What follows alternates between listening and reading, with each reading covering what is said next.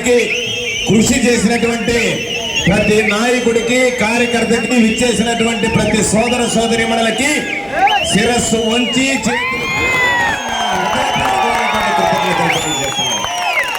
ఈరోజు అందరం గమనించాల్సింది మే 13వ తేదీ జరిగిన ఎన్నికల్లో ఈరోజు ప్రధానంగా 2 సార్లు గడిచినటువంటి 2 ఎన్నికల్లో తెలుగుదేశం పార్టీకి అవకాశం ఇచ్చారు, తర్వాత జగన్మోహన్ రెడ్డి గారికి అవకాశం ఇచ్చారు. చంద్రబాబు నాయుడు మాటలు చెప్పి మోసం చేశాడు. జగన్మోహన్ రెడ్డి గారు చెప్పిన ప్రతి ఒక్కటి ఈరోజు ఇంటికి చేర్పించినటువంటి ఘనత అందుకనే ఈరోజు మరలా మీరందరూ గమనించండి. ఈరోజు చాలా మంది చాలా విషయాలు మాట్లాడారు, సోషల్ మీడియాలో రకరకాలైనటువంటి ప్రచారాలు చేశారు. ఈరోజు మిమ్మల్ని అందరినీ చూస్తే ఒక్క పొదలకూరు మండలమే 15,000 నుంచి 20,000 ఈ ర్యాలీ ఉదాహరణ అని చెప్పి మీ అందరికీ సందర్భంగా తెలియజేస్తున్నాను. పాపం సోమిరెడ్డికి ఈ జనాన్ని చూసినప్పటి నుంచే గుండెల్లో రైళ్లు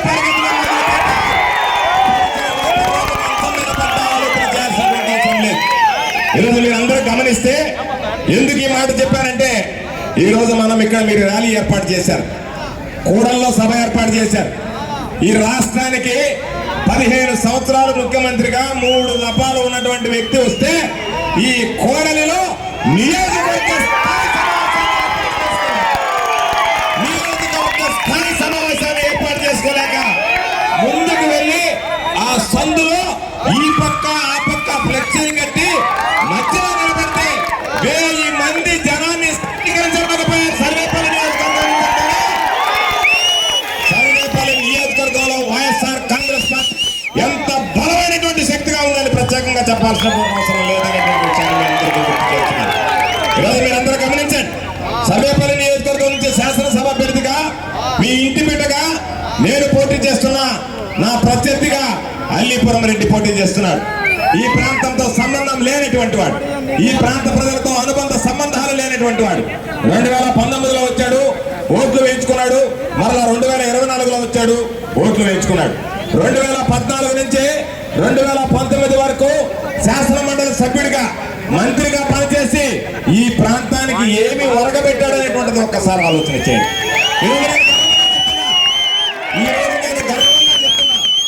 ఈ రోజు మనం ఎక్కడైతే సంఘంలో ఈరోజు మనం ప్రారంభించామో, సంఘం సెంటర్లో, సంఘం కూడల్లో, అక్కడి నుంచి నెల్లూరుకి నేను తార్ రోడ్డు వేయించా, సంఘం నుంచి విరువురికి తార్ రోడ్డు వేయించా. ఆ రోడ్డు నుంచి ఇక్కడ మనం నిలబడేంత వరకు ఈ ప్రధానమైనటువంటి కదాయి ఈ కూడల నుంచి సొంతీయ నువ్వుల వెంకటరత్నాయుడు గారి కూడల నుంచి రాపూర్కి వెళ్ళేటువంటి రోడ్డు వేయించా, కల్వాయికి వెళ్ళే రోడ్డు వేయించా, వదబాలకు వెళ్ళే రోడ్డు వేయించా. ఎక్కడ అవసరం ఉంటే మరో 25 సంవత్సరాలు ఎవరికి ఇబ్బంది లేకుండా ఎక్కడన్నా సర్వేపల్లి నియోజకవర్గంలో అయ్యా మాకు మట్టి రోడ్డు ఉంది, సిమెంట్ రోడ్డు అవసరం అనేటువంటి మాట వినిపించకుండా, మట్టి రోడ్డు అనేటువంటిది కనిపించకుండా 100% సిమెంట్ రోడ్డు నిర్మాణం పూర్తి చేసినటువంటి మీ ఇంటి బిడ్డను నేను అని చెప్పి సందర్భంగా మీ అందరికీ సంవత్సరాలు ఇబ్బంది లేకుండా తాగునీటికి ఇచ్చాం. నేను ఎన్ని సందర్భాల్లో చెప్పా, పొదలకూరు గ్రామాలకు సంబంధించి మీరు అవకాశం ఇస్తే శాశ్వతంగా పరిష్కరిస్తానని 5 కోట్ల రూపాయలతో పొదలకూరు గ్రామానికి ప్రత్యేకంగా కండల రిజర్వాయర్ జలాశయం ప్రతి నిత్యం ఈ ప్రాంతానికి ఉన్నటువంటి సమస్యని శాశ్వతంగా పరిష్కరించేటువంటి విధంగా చర్యలు చేపట్టాం. కాబట్టి మీరందరూ గమనించాల్సింది, కరోనా కష్టకాలంలో ప్రజలు ఇబ్బందులు పడుతుంటే సోమిరెడ్డి కనిపించలేదు. సోమిరెడ్డి ప్రజల్లోకి వస్తే కరోనా సోకుతుందని చెప్పి భయపడి పారిపోయాడు. లేదు మీరేమన్నా అల్లీపురం ఇంట్లో ఉంటే మీరు వెళితే మీ ద్వారా కరోనా సోకుతుంది అని చెప్పి భయపడి అల్లీపురం ఇంటికి తాళం వేసి హైదరాబాద్, బెంగళూరులో తలదాచుకున్నాడు. ఈరోజు కరోనా కష్టకాలంలో ప్రజలను అంటి పెట్టుకుని ఉన్నాం, ప్రజలకు ధైర్యం చెప్పాం, ప్రజలకు అవగాహన కల్పించాం. నాకు కరోనా సోకితే నేను ఒకే విషయం చెప్పా, నాకు కరోనా సోకిందని మీరు ఆందోళన చెందవలసినటువంటి అవసరం లేదు. నేను ఫోన్ దగ్గర పెట్టుకున్నా, మీ కుటుంబాలకి ఎవరికి ఏ అవసరం వచ్చినా మీకు కోతరాటు కాబట్టి ఎవరైనా నిస్సంకోచంగా నన్ను సంప్రదించండి అని ధైర్యంగా ప్రజలకు అండగా ఉన్నటువంటి వ్యక్తిని నేను అని చెప్పి మీ అందరికీ సందర్భంగా మనం చేస్తున్నాను. ఈరోజు ఒకసారి గుర్తుంచుకుంటే ఈ రాష్ట్రంలో 175 నియోజకవర్గాల్లో ఎక్కడా లేని విధంగా ఒక్క మన సర్వేపల్లి నియోజకవర్గంలోనే ప్రతి కుటుంబానికి 3 కోట్ల రూపాయలు విలువైనటువంటి బియ్యం వంటలు పంపిణీ చేసినటువంటి నియోజకవర్గం మన సర్వేపల్లి నియోజకవర్గం. మీ ఇంటి బిడ్డలైనటువంటి నేను అని చెప్పి మీ అందరికీ మనవి చేస్తున్నాను. అదే సమయంలో పవిత్ర రంజాన్ పండుగ వచ్చింది. ముస్లింలు, పేద ముస్లింలు పాపం పండుగ జరుపుకోలేకపోతారేమో, వాళ్ళ మనోభావాలు దెబ్బతింటాయేమోనని ప్రతి ముస్లిం కుటుంబానికి సర్వేపల్లి నియోజకవర్గంలో రంజాన్ పండుగ సరుకులు పంపిణీ చేసినటువంటిది మీ ఇంటి బిడ్డగా నేను అనేటువంటి విషయాన్ని సందర్భంగా మీ అందరికీ మనవి చేస్తున్నాను. కాబట్టి అన్ని విధాల ఆలోచన చేయి. ఈరోజు నేను మిమ్మల్ని అందరినీ కోరుకునేది విమర్శల అభివృద్ధి. ఈరోజు నేను ఇక్కడ నిలబడి చెప్పా, ఈ రోడ్డు నేను వేశానని చెప్పా, ఈ నియోజకవర్గంలో రోడ్లు వేశానని చెప్పా, త్రాగునీటిని ఇస్తే ఇబ్బంది లేకుండా చేశా. సాగునీటికి సంబంధించి ఈ పొదలకూరు మండల ప్రజలు చివరికి పోలీసుల జోక్యంతో నీళ్లు ఏ గ్రామానికి ఇవ్వాలా, ఏ గ్రామానికి ఇవ్వకూడదు అనేటువంటిది సోమిరెడ్డి నియంత్రిస్తే నేను శాసనసభ్యుడిగా, మంత్రిగా ఒకే విషయం చెప్పా, మీరు వెళ్ళి వరి నాట్లు వేసుకోండి, ఒక్క సెంటు పొలం ఎండిపోకుండా పండించేటువంటి బాధ్యత నాది అని చెప్పారు. సమగ్రంగా, సంపూర్ణంగా ఈరోజు సాగునీరు అందించారు. మీరు ఒక్కసారి ఆలోచన చేయండి. సోమిరెడ్డి వ్యవసాయ శాఖ మంత్రిగా పనిచేశాడు, నేను వ్యవసాయ శాఖ మంత్రిగా పనిచేశా. సోమిరెడ్డి వ్యవసాయ శాఖ మంత్రిగా ఉన్నప్పుడు కావలి దగ్గర చెక్ పోస్ట్ పెట్టించి రవాణా శాఖ అధికారులను అక్కడ పెట్టి ఎవరన్నా ఇతర జిల్లాల నుంచి మిల్లర్లు వస్తే ఆ మిల్లర్లు ఇక్కడి నుంచి ధాన్యం కొనడానికి లేదు అని చెప్పి ఆ లారీలను అక్కడే ఆపేశారు. ఎవరన్నా అదుపు తప్పి ఒక లారీ వచ్చి ధాన్యాన్ని ఎత్తుకు వెళితే ఓవర్లోడ్ ఉందని రాసి పోలీసు కేసులు పెట్టారు. ఇంకై 50 కోట్ల రూపాయలు సోమిరెడ్డి చేతిలో పెట్టి ఈరోజు 12,000 నుంచి 13,000 రూపాయలకి 18,300 పుట్ట గిట్టుబాటు ధర ఉంటే దోచుకున్నారా లేదా ఒక్కసారి మీరు ఆలోచించండి అని చెప్పి.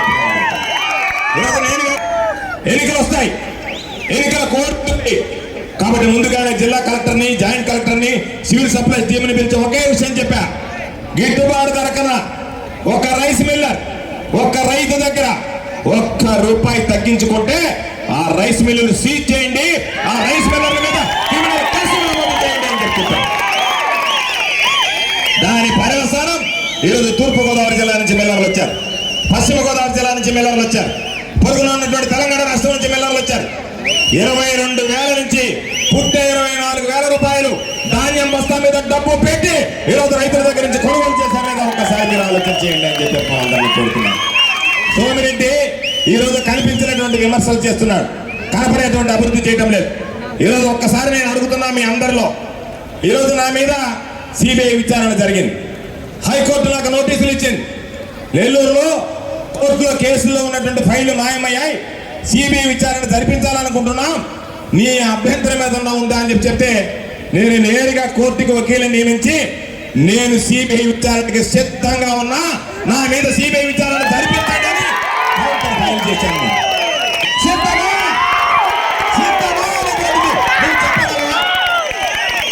కాబట్టి ముఖ్యమంత్రిగా పనిచేసినటువంటి వ్యక్తి మీ మీద సిబిఐ విచారణ వస్తే పారిపోయి సుప్రీంకోర్టుకు వెళ్లి స్టేలు తెచ్చుకున్నటువంటి మీరు నా గురించి మాట్లాడేటువంటి హక్కు, అర్హత మీకు ఎక్కడిదే నేను అడుగుతున్నా. నీ జీవితం ఏ రోజైనా ప్రజల గురించి ఆలోచన చేసావా? ప్రజలు ఎప్పుడైనా నీ గురించి ఆలోచన చేసే విధంగా ఆలోచన చేసావా? ఎంతసేపటికి ఊర్లలో గొడవలు పెట్టడం, ఒక వర్గాన్ని తీసుకురావడం, కక్ష సాధింపులు, రకరకాలైనటువంటి పనులు చేశావు. మీరందరికీ ఒకే విషయం చెప్తున్నా, ఈరోజు జగన్మోహన్ రెడ్డి గారు ప్రజలను నమ్ముకున్నాడు, చంద్రబాబు పార్టీలను నమ్ముకున్నాడు. ఆ పార్టీల్లో కూడా ముస్లిం భావాలను దెబ్బతీసేటువంటి, ముస్లిం మైనారిటీల రిజర్వేషన్ రద్దు చేస్తానని పదే పదే ప్రకటించేటువంటి, బీజేపీతో పొత్తు కట్టినటువంటి వీళ్ళకు మనందరం కలిసి రేపు జరిగేటువంటి ఎన్నికల్లో సమైక్యంగా, సంపూర్ణంగా బుద్ధి చెప్పాల్సినటువంటి అవసరం ఉందా లేదా ఒక్కసారి మీరే ఆలోచన చేయండి. కాబట్టి అన్ని విధాల అండగా నిలిచాం. జగనన్న అన్ని విధాల సంక్షేమ కార్యక్రమాలు అమలు చేశాడు. ఎక్కడ ఎవరికి ఇబ్బంది లేకుండా అన్ని విధాల అండగా నిలిచాం. ఈ రోజు సర్వేపల్లి నియోజకవర్గం తిరుపతి పార్లమెంట్ లో ఉంది. జగన్మోహన్ రెడ్డి గారు ఎన్నికలకు ముందు ప్రతి నియోజకవర్గాన్ని, పార్లమెంట్ నియోజకవర్గాన్ని ఒక జిల్లా చేస్తానన్నాడు. దాని ప్రకారం మనం తిరుపతి జిల్లాకు వెళ్ళాలి. జగన్మోహన్ రెడ్డి గారి దగ్గరికి వెళ్ళి చెప్పా, పొరపాటు జరిగింది. నెల్లూరు పార్లమెంట్ లో ఆ రోజు ఎందుకో కలపలేదు. కోతవేట దూరంలో ఉన్నటువంటి సర్వేపల్లిని తీసుకెళ్లి తిరుపతిలో కలిపారు. నెల్లూరుకి 140 కిలోమీటర్ల దూరంలో ఉన్నటువంటి కందుకూరిని తీసుకొచ్చి ఇబ్బంది ఉంది కాబట్టి దీన్ని గమనించి మీరు నెల్లూరులోనే కొనసాగించండి అని చెప్పాం. అధికారులు ససేమిరా అన్నారు. జిల్లాని పార్లమెంటును ఒక జిల్లా చేయకపోతే కుదిరే పనే కాదని గట్టిగా మాట్లాడారు. ఒకే విషయం చెప్పా, 600 106 సర్వేపల్లి నియోజకవర్గం నెల్లూరు జిల్లాలో కొనసాగాల్సిందే అని చెప్పి జగన్మోహన్ రెడ్డి గారు పరిశీలించమని చెప్పాడు అధికారులు. జగన్మోహన్ రెడ్డి గారు వెళ్ళిపోయిన తర్వాత కొంతమంది సీనియర్లు నన్ను పక్కకు పిలిచి, గోవర్ధన్ రేపు మంత్రివర్గ విస్తరణ జరగనుంది, మంత్రివర్గ విస్తరణలో నీకు అవకాశం ఉంది, నువ్వు ఇవ్వనటువంటి. అందుకని గమనించాలి లేదో, చంద్రబాబు ఇక్కడికి వచ్చాడు, ఇక్కడే మీటింగ్ పెట్టాడు, ఈ ప్రాంతానికి సంబంధించి ఏం చేశాడో చెప్తాడు అనుకున్నావు, ఏమీ లేదు. సోమిరెడ్డి రాసి నన్ను ఇచ్చినటువంటి తిట్లని సోమిరెడ్డి తిడుతూ ఆ రాసిచ్చినటువంటి తిట్లను ఆయనకి ఇస్తే హెలికాప్టర్లో వచ్చి అంత డబ్బు ఖర్చు పెట్టుకుని ఆ చంద్రబాబు నాయుడు నన్ను తిట్టడానికి ఇక్కడికి వచ్చిపోయాడు. సోమిరెడ్డి కుటుంబ సభ్యులు వాళ్ళ నోటుకు వచ్చినట్టు ఇష్టం వచ్చినట్టు మాట్లాడినా ఎక్కడా కూడా మేము మాట తోలలేదు, కుటుంబ సభ్యులను ఒక్క మాట అనదలుచుకోలేదు. అది మాకున్నటువంటి సంస్కారం అని చెప్పి ఎన్నికలు జరుగుతున్నాయి. ఎన్నికల్లో పాపం నా బిడ్డ పూజితం వచ్చి చెప్పి, నువ్వు తిరుగుతున్నావు అభ్యర్థిగా, నేను తిరుగుతున్నా, కానీ సోమిరెడ్డి కుటుంబ సభ్యులందరూ, ఆయన తిరుగుతున్నాడు, కొడుకు తిరుగుతున్నాడు, కోడలు తిరుగుతుంది, కూతురు తిరుగుతుంది, సోదరులు తిరుగుతున్నారు, అందరూ మనవరాళ్ళు అందరూ తిరుగుతున్నారు. మన పరిస్థితి నేను అడిగింది. నేను ఒకే విషయం చెప్పా, నాన్న నువ్వు తిరుగు, అభ్యర్థిగా నేను ఒకటి అడుగుతా, సర్వేపల్లి నియోజకవర్గంలో ప్రతి వ్యక్తి మన కుటుంబ సభ్యులైనటువంటి మనకు ప్రచారం చేస్తారు, ధైర్యంగా ఉండగలం మనం అని చెప్పి చెప్పడం జరిగింది. ఈ మండలానికి సంబంధించినటువంటి ప్రజల రుణం తీర్చుకుంటాను అని చెప్పి మీ అందరికీ సందర్భంగా మనం చేస్తున్నాం. జనరేటర్ ఉంది చూడండి, మీరందరూ గమనించాల్సిందే. ఈరోజు చివరిగా మీకు ఒకే విషయం చెప్తున్నా, నేను అనేటువంటి వాడిని ఈ ప్రాంతం నుంచి ఎవరు ఇంతవరకు శాసనసభ్యుడు కాలేదు, ఎవరు మంత్రి స్థాయికి ఎదగలేదు. మొట్టమొదటిసారిగా ఆ స్థాయికి ఎదిగినటువంటి వ్యక్తిని మీ ఇంటి బిడ్డ లాంటి నేను అని చెప్పి మీ అందరికీ సందర్భంగా మనం చేస్తున్నాం. కాబట్టి మీరందరూ ఆలోచన చేయాల్సింది, నేను అనేటువంటి వ్యక్తిని రాజకీయాల్లో ఉన్న రోజులు మీరు పరపంచలో పాకాల్సినటువంటి దొరకతే. మీరు ఇక్కడి నుంచి వెళ్తే మీరు ఎవరో చెప్పాలి, మీరు ఏ గ్రామమో చెప్పాలి, మీరు ఎక్కడి నుంచి వచ్చారో చెప్పాలి. అన్ని చెప్పిన తర్వాత ఆయనకి మీ గ్రామం గుర్తొస్తే, మీరు గుర్తొస్తే ఆ చెట్టు నీడని మీరు కూర్చొని ఎన్నో గంటలు మీరు గడిపిన తర్వాత సరే నేను చూస్తాను పోంటే మీరు తాడించుకుంటూ రావాలి. అటువంటి పరిస్థితి లేకుండా ఏ గ్రామం నుంచి ఎవరు వచ్చినా ఇది మన మండలం, మన గ్రామం నుంచి వచ్చారు, మన కుటుంబ సభ్యులు అని చెప్పి ఆదరించి మీ పని చేసి పెట్టినటువంటి వాడిని అనేటువంటి విషయాన్ని సందర్భంగా మీ అందరికీ చాలా మంది అన్నారు, అయ్యా మీరు అందరికీ పనులు చేశారని. అందుకే చెప్పా, ఆ పార్టీ ఈ పార్టీ అని చూడకుండా ఎవడు నా గడప దొక్కుతాడో నా తండ్రి నాకు నేర్పించినటువంటి సంస్కారం ఒకే విషయాన్ని చెప్తున్నాను. దేవాలయము, రాజకీయ నాయకుడి ఇళ్ళు రెండు ఒకటేరా గుర్తుంచుకోవాలని చెప్పాను. ఎందుకు మాట చెప్పాలంటే ఎప్పుడో సందర్భంలో నేను అడిగితే ఆయన చెప్పినటువంటి మాట, దేవాలయానికి మొత్తం పుణ్యం చేసుకునేటువంటి వాళ్ళు రారు, పుణ్యం చేసుకునేటువంటి వాళ్ళకన్నా పాపాలు ఎక్కువ చేసేటువంటి వాళ్ళ దేవాలయానికి పోయి మా పాపాలకు ప్రాయశ్చిత్తం అడుగుతాడు. కాబట్టి రాజకీయ నాయకుడి ఇంటికి చేసిన వాడికన్నా చేయనటువంటి వాడు ఎక్కువగా వస్తాడు. అయ్యా నాకు ఇబ్బందులు పెట్టబాకండి, లేదా నాకు సహాయం చేయడం వస్తాడు. కాబట్టి దేవుడు ఏ విధంగా వెతికి వరమిస్తాడో రాజకీయ నాయకుడిగా ఆలోచన చేసి పనులు చేయాల్సినటువంటి అవసరం ఉంది అని చెప్పారు. ఏదైనా సరే నేను చేసినటువంటి పొరపాట్లు ఏదన్నా ఉన్నా సరే వాటిని సరిదిద్దుకుంటా నా అన్నటువంటి వాడిని రేపు జూన్ 4వ తేదీ అయిపోయిన తర్వాత జూన్ 5వ తేదీ నుంచి నా భుజాల మీద మోసుకొని ప్రజాసేవకు నేను సిద్ధంగా ఉంటానని చెప్పి సందర్భంగా మీ అందరికీ మనవి చేస్తూ, పాపం చాలా మంది అంటున్నారు అయిపోయింది తెలుగుదేశం పార్టీ వచ్చేసింది ఇంకొక 20 రోజులు అని. 20 రోజులు కాదు, 20 సంవత్సరాలకు కూడా ఈ కాంగ్రెస్ పార్టీ జగన్మోహన్ రెడ్డి గారు మన నాయకుడు ముఖ్యమంత్రి అని చెప్పి మీ అందరికీ సందర్భంగా మనవి చేస్తూ, సూర్యుడు తూర్పున ఉదయిస్తాడు, పడమట అస్తమిస్తాడు అనేటువంటిది ఎంత వాస్తవమో రేపు జరిగే ఎన్నికల్లో వైఎస్ఆర్ కాంగ్రెస్ పార్టీ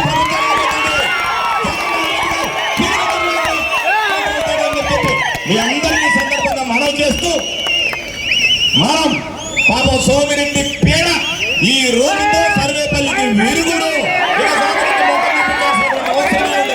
చివరి రోజు ప్రచారానికి వచ్చాడు, ఈ చివరి రోజు ప్రచారంతో సోమిరెడ్డి పీడ విరుగుడైపోయినట్టే సర్వేపల్లి నియోజకవర్గానికి అని చెప్పి మీ అందరికీ సందర్భంగా మనవి చేస్తూ 2 రోజులు అందరూ కష్టపడి పనిచేయండి. చిన్న విభేదాలు ఉంటే పక్కన పెట్టండి. నన్ను చూడండి, పార్టీని చూడండి, జగన్మోహన్ రెడ్డి గారిని చూడండి. ఖచ్చితంగా ఈరోజు మరలా మీరు చెప్పేది గెలుపు కాదు కావాల్సింది. ఈరోజు ఏదన్నా గ్రామానికి వెళితే, ఇతర మండలానికి వెళితే గోవర్ధన్ రెడ్డిని చూసి ఎందుకు వెనకాడుతున్నారు ఎవరైనా అంటే, గోవర్ధన్ రెడ్డి వెనక పొదలకూరు మండలం ఉంది. పొదలకూరు మండలం